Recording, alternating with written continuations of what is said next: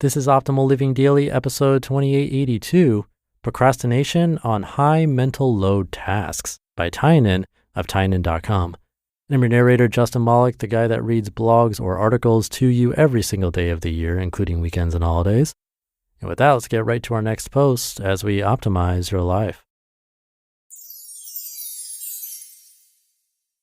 Procrastination on High Mental Load Tasks by Tynan of Tynan.com.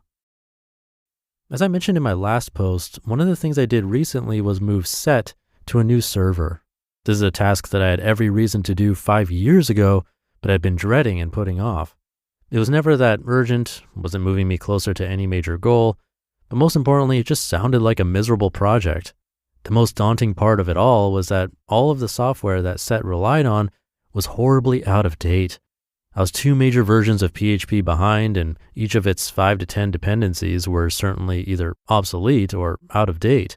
Of course, as time went on, this disparity became even greater, making me even less likely to want to do it. At first, this cost me about $170 a month. Then I finally downgraded our server, but used the same image, to save about $40 a month.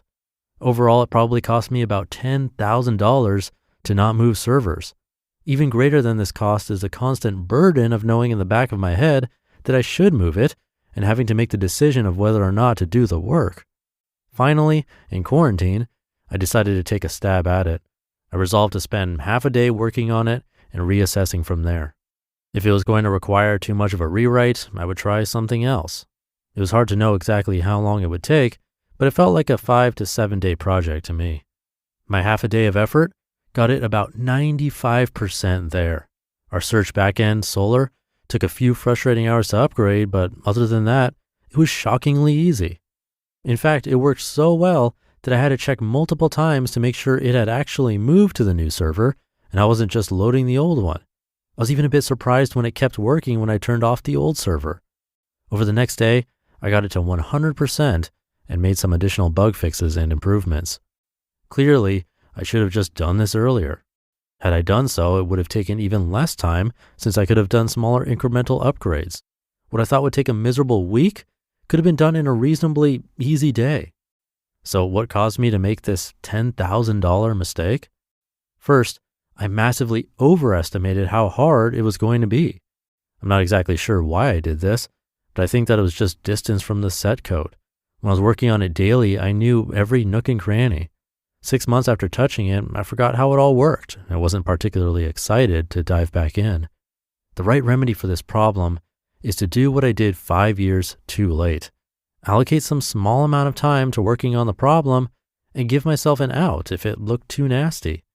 Had I dedicated even a couple hours to it in the first year of shutting down Set, when I knew it would no longer grow, I could have saved all of this money and cognitive load. I've written about this before, but I should have also applied the principle of, I'm going to do this anyway, so I might as well do it now. When we shut down Set, I agreed to take sole custody of it because my blog was on it, so I actually cared. There was no way anyone other than me was ever going to move the server, so I should have just bit the bullet and done it. I'm sure there were weeks or months that I was too busy to add it to my plate, but was there a week somewhere in the past 5 years where I could have just scheduled this? Of course. Last, I underestimated how great I'd feel once I completed the project. It's great to save money, but the biggest benefit is that I just don't have to think or worry about it anymore. I no longer have to deal with an expensive and out-of-date server, and all of my sites are now in one easy-to-administer server. I think that we all consistently underappreciate how much nagging to-do list items affect us. Though none are close in magnitude to moving Set, many of the projects on my coronavirus list fell into this broad category of non-urgent tasks I probably should have already done. Even something as small as making a bigger bed has been something I thought about at least weekly. Not having to decide not to do these things all the time frees up my mental space considerably. I suspect that all of us have tasks like this, and most of us have an unprecedented opportunity to tackle them right now during coronavirus. As I've mentioned before, I'm constantly thinking, how can I make this forced quarantine the best period of my life? And knocking out all of these sorts of tasks is a major component of that. What tasks do you consider doing but keep putting off? What overdue tasks weigh on you?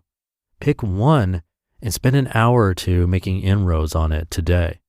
If you're like me, that may lead to you realizing it's not so bad, and maybe that will snowball into you clearing your to-do list, as I have. You just listened to the post titled Procrastination on High Mental Load Tasks by Tynan of Tynan.com. We made USAA insurance to help you save. Take advantage of discounts when you cover your home and your ride. Discover how we're helping members save at USAA.com/bundle. Restrictions apply. And thank you to Tynan. I'm sure this is true for all of us in some way or another. And while I agree, we likely could tackle one of those tasks on our list if we just put our minds to it.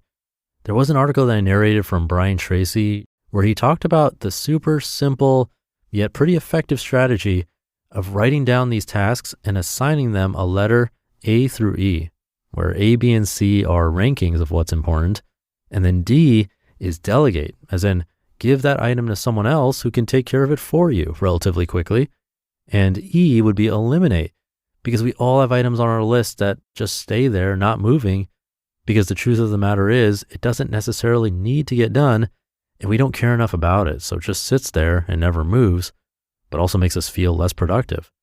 We can likely eliminate some of those altogether. So that, with a combination of Tynan's post today, could be a nice recipe to get things done. Hopefully it helps you today and this weekend. Thank you for listening and sticking around until the end. Have a great day, and I'll see you tomorrow as usual, where your optimal life awaits.